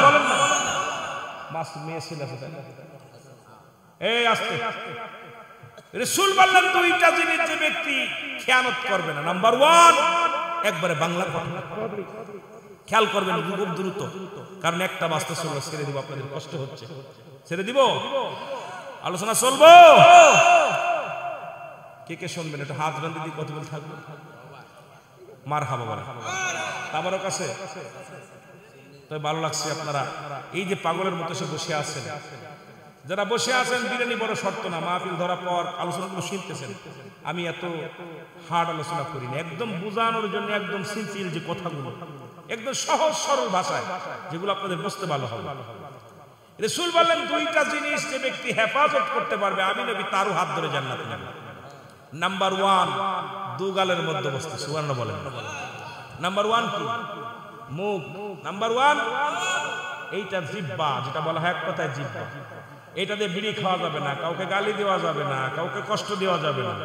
মুখের ভাষা, বাবা গভীর মনোযোগ, মুখের ভাষাটা ক্লিয়ার করতে হবে। এই মুখ দিয়ে মানুষের ফায়সা কথা বলবেন, এই মুখ দিয়ে বিড়ি টানবেন, গাঁজা খাবেন, ইয়াবা খাবেন, গালি দিবেন, মানুষের বিবিরে গালি দিবেন, কথা কয় না। এই মুখটা যে ব্যক্তি পবিত্র, দুইটা জিনিস নবীজি বলছে, মুখটা আর একটা হলো দুই পায়ের মধ্যবস্তু, যেটা হলো স্ত্রীলিঙ্গ এবং পুরুষ লিঙ্গ। এটা যে ব্যক্তি একমাত্র স্বামী স্ত্রী ব্যতীত, স্ত্রী স্বামীর কাছে, স্বামী স্ত্রীর কাছে ব্যতীত অন্য জায়গায় অপচয় করবে না, আমি নবী ওয়াদা করেছি তাকে হাত ধরে জান্নাত দেব। সুবহানাল্লাহ বলেন। যে সমস্ত ছেলেরা অন্য নারীর কাছে গেছিস, এই বিবি ব্যতীত, যুবকরা শোন, এত ওয়াজ করে লাভ নেই, অল্প ওয়াজ দরকার। যে সমস্ত ছেলেরা একমাত্র হালাল বিবি ছাড়া অন্য কোন নারীর কাছে গেছিস টাকার বিনিময় বা অর্থের বিনিময় বা প্রেমিকারে বুলবাল কইরা ওদের রিসোর্টে নিয়ে, কথা বলিস না বাবা, আমাদের মতো মৌলবীরা আবার রিসোর্টে যায়, সব এখন সব মিডিয়া সব জানে, যদি খবর সব হয়ে যায়, কথা বুঝছেন না? এই আলেমরা সব, আর বলৎকার যেভাবে ধরা পড়তেছে, কথা বুঝছেন না? একটা সুন্নি বলৎকার আজ পর্যন্ত পাই নাই, খালি বলৎকার, এই কাম সারছে। আবার ইরা নবীর বিরুদ্ধে কথা কয়, আমি এত কষ্ট লাগে যাদের কাছে মাদ্রাসার নিরাপত্তা নাই, যারা মসজিদে হিলাফিয়ে করে নেয়, জোরে কোন ঠিক কি না, কথা বুঝেন না? ফতোয়া জানতে আইছে কয় আমি এর জন্য হালাল, এসব কথা বলি না, কষ্টের কথাগুলো বলি না। ওর কাছে আইছে ফতোয়া জানতে, আপনাদের নাম সাহেব আছে নি কেন? আর ও বাচ্চা মানুষ, বিপদ আছে আগে বাবা, কারণ আলহামদুলিল্লাহ, কারণ বাচ্চা এই জন্যই বললাম, আমার বয়স 2004 সালে কামেল কমপ্লিট করছে, 2004 সালে কামেল কমপ্লিট। দেখা যায় মনে মনে একেবারে মনে জোয়ান, আসলে জোয়ান না, হয়তো আপনাদের দোয়া আছে এই জন্য আরো স্পিড বাড়ছে, কথা বুঝলেন? হুজুরের কাছে আইছে ফতোয়া, মহিলা জিজ্ঞাসা করতেছে, আপনাকে না আবার ভেজালও দেয় না, সকালবেলা আবার হুজুরে ধরেন না, হুজুর আমি তো বিয়ে করছিলাম, স্বামী তো তালাক দিছি, এখন আবার তো স্বামী চাচ্ছে, কি করা যায়? কয় দাঁড়াও, জায়েজ করে দিচ্ছে, হালাল করে দিচ্ছে, তাড়াতাড়ি সাক্ষী দিয়া হুজুরে নিয়ে মসজিদে পুরা কামটা করে দিচ্ছে, কথা বুঝছেন? আরে যে দেশের হুজুরের একটা অর্ধ বয়সী মহিলা, যে মেয়েটার সঙ্গে এই করছে, একদম অর্ধ বয়সী, মার বয়সী, একটা মার বয়সী নারী মানুষের লোভ সামলাতে পারে না, এদের কাছে ইসলাম কেমনে ভালো থাকবে আমার বিশ্বাস হয় না, জোরে বলেন ঠিক কিনা? এরা আবার ইসলামের দাওয়াত দেয়, কথা বুঝছেন? এরা ইসলামের দাওয়াত দেয়। যেটা বলতেছিলাম, দুইটা জিনিস যে ব্যক্তি হেফাজত করে, একমাত্র স্বামী স্ত্রী ব্যতীত, স্ত্রী স্বামী ব্যতীত কোথাও অপচয় করবে না, নবী ওয়াদা করছে আমি নবী তার হাত ধরে জান্নাতে যাব। সুবহানাল্লাহ বলেন না? এই আরো জোরে কইতেন নি, কথা বুঝেন নাই? এখন এই মারা যারা আছিস, স্বামী থাকে বিদেশে, মেয়েদের 3টা আমল করলে নাচতে নাচতে জান্নাতে যাবে। নাম্বার 1 বললাম যে অনেক ওয়াজ দরকার, এখন কোন দিকে যাব? মা বাবার বাদ দেয় না, নামাজ পড়ে না, সুদ খায়, ঘুষ খায়, জিনা করে, রাসূলকে নিয়ে কটূক্ত করে, এক একটা বিষয়ের উপর কথা বলার দরকার। কিন্তু অল্প অল্প বুঝায় মেলা কথা হয়ে গেছে, কিন্তু ভালো করে বুঝায় কি বলে গেছে বাবারে আমার। রাসূল বলছে 3টা আমল করলে জান্নাত, নাচতে নাচতে জান্নাতে মেয়েরা, কথা বুঝেন? এই যে জিনার ওয়াজ করলাম, যে ব্যক্তি জিনা করবে, কোন মেয়ে যদি অবিবাহিত হয় বা কোন নারী পুরুষ যদি অবিবাহিত হয়, শাস্তির বিধান হলো, যুবকরা শোন, আজকে ভালো করে বলে যায় তোরা যাতে জীবনে এরপরে যদি করিস কোনোদিন বলতে পারবে না হুজুর এই মাহফিলতে সার্থক হবে, আমাদের সভাপতি সাহেব এলাকার মানুষের সার্থক হবে এটা যে মাহফিলে ওয়াজটা হুজুররা করছে এরা শুনছে, এরপর আল্লাহর কাছে কইতে পারবো না আমরা শুনি না। কথা বলছেন? কোন যুবক যুবতী, কোন অবিবাহিত পুরুষ অবিবাহিত নারী যদি জিনা করে শাস্তির বিধান তাকে 100 কোরআনের আইন 100 জোড়া মারতে হবে। 2 সাইডে মারা পর যেন সে মারা যায়, আস্তে আস্তে শুয়াই দিলে হবে না, তাকে ঠিক মতো সাইজ করতে হবে। এরপরে মারা গেলে অবিবাহিত থাকার কারণে সে গোসল পাবে, জানাজা পাবে, দাফন পাবে, কাফন পাবে, তিনটাই পাবে, সব করাই পাবে, কারণ অবিবাহিত থাকার কারণে। এই জন্য আর যদি বিবাহিত কোনো এরপরে যদি বাকি থাকে বেতের আঘাত, এগুলো আবার মারতে হবে জবুকের আবার। এরপরে যদি বিবাহিত নারী, এখন আমার দেশে খালি বিদেশে স্বামী থাকে, অন্য পুরুষের সঙ্গে আসক্ত হয়ে গেছে, আর নিজের বউ ভালো লাগে না, খালি পরেরটা ভালো লাগে। কথা বুঝেন নাই?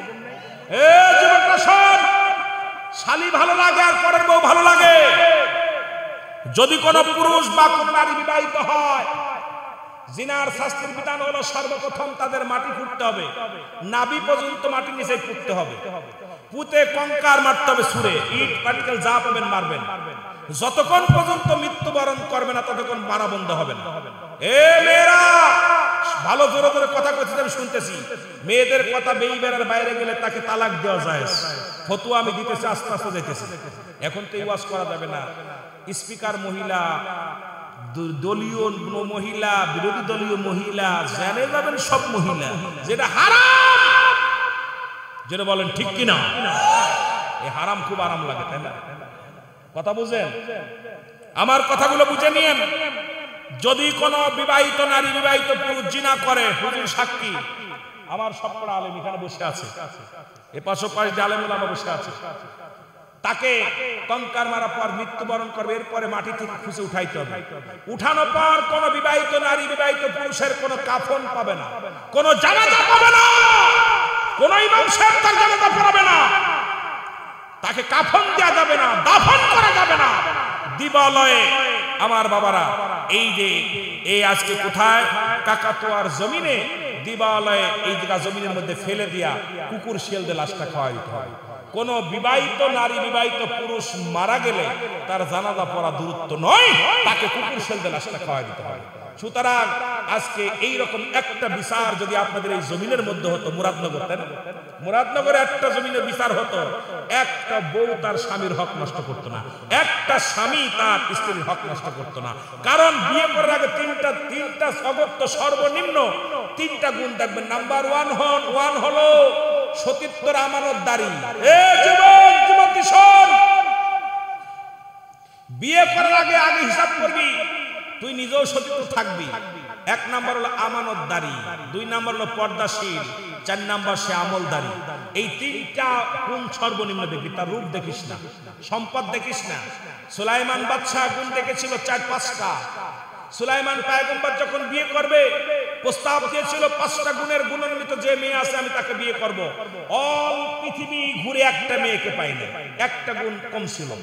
অল পৃথিবী ঘুরে এ যুবকেরা, তার সুলাইমান বাদশা বলেছিল, বাদশা সুলাইমান পয়গম্বর বলেছিল যখন তার বিয়ের বয়স হয়ে গেল, তখন বিয়ের জন্য প্রস্তাব আসলো, তখন বলল আমি 5টা গুণের গুণান্বিত যে মেয়ে আছে তাকে বিয়ে করব। নাম্বার 1 সে স্বামীর আমানতদারি, এক কথা তার সতীত্বের আমানতদারি, তার সতীত্ব কেউ দেখে না। আর আমাদের মেয়েরা এখন স্কুল কলেজে পড়ে হাজার হাজার মেয়েরা যায় কোথায়, হোটেলে চলে যায়। অসংখ্য, যেহেতু আমিও সারা বাংলাদেশ বেড়াই, আমিও ভার্সিটির ছাত্র, মাদ্রাসার ছাত্র শুধু নয়, সুতরাং আমাদের দেখা মতে জানা মতে যেগুলো আজকে অসংখ্য নারী অসংখ্য পুরুষ অবাধ মেলামেশা করে তারা বিবাহের আগে, জোরে বলেন ঠিক কিনা? আল্লাহর গজবের ভয় করার দরকার, গজবের ভয়ের দরকার।